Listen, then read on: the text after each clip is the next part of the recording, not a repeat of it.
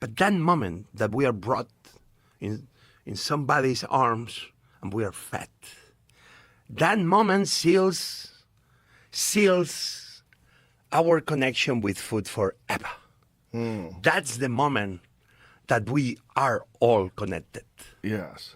To food in ways we cannot escape. For obvious reasons. We need food to be alive. But that only tells a little part of the entire deep, profound story of the connection that humans we have with food. And that's why then being a cook, yes, is one of the most fascinating professions, because in a way, we are only the ones that we keep the legacy of the mothers feeding humanity on that first mother's milk that sets the ground rules of why food is so important in our lives, in who we are forever. Well, it's also an art form, and it's a temporary art.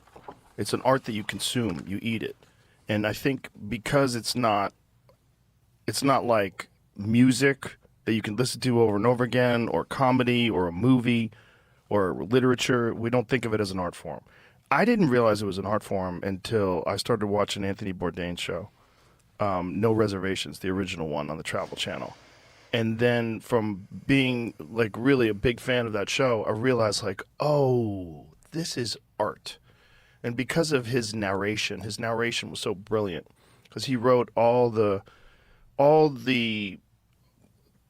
descriptions of the cultures that he would visit and the people and the descriptions of the show. You could tell it was all in his language. It was in his mind, and he wrote it all out. He didn't have writers and script writers. He wrote all the narratives. And I think then I realized through his passion for food and his passion for cooking and his deep appreciation for other chefs. It wasn't about him. And he was always very self-deprecating to his own abilities to cook. It was about other people and how amazing these people were and how he loved to go and visit them. And sometimes it was someone's mother that would be just cooking Sunday sauce, some Italian mother, and he would have someone translate what she was saying. He would ask questions. It's like, then I realized like, oh, this is an art form. And I never considered it was an art form until I was a grown man. And I was a little embarrassed by that. It was like, oh, that's a blind spot. Like, food is not just delicious. It's a form of art. There's something to it. It's just an unheralded art form because everybody needs it, and it's not always art. Like, Twinkies aren't art, but it's food. It's calories. You need to consume it to stay alive. You need food. So you don't think of it, but when it's done with passion and when it's done in this creative way, it's like you talk about it forever. It's amazing. It's like going to see an incredible concert, or it's like going to see a movie that just rocks your world.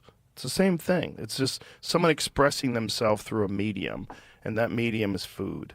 And it's the one medium that we all consume. Everyone consumes that medium. When I talk to people and they say, I don't really care about food, it's just fuel for me, I'm like, well, you're an idiot. Like, you're missing out on life.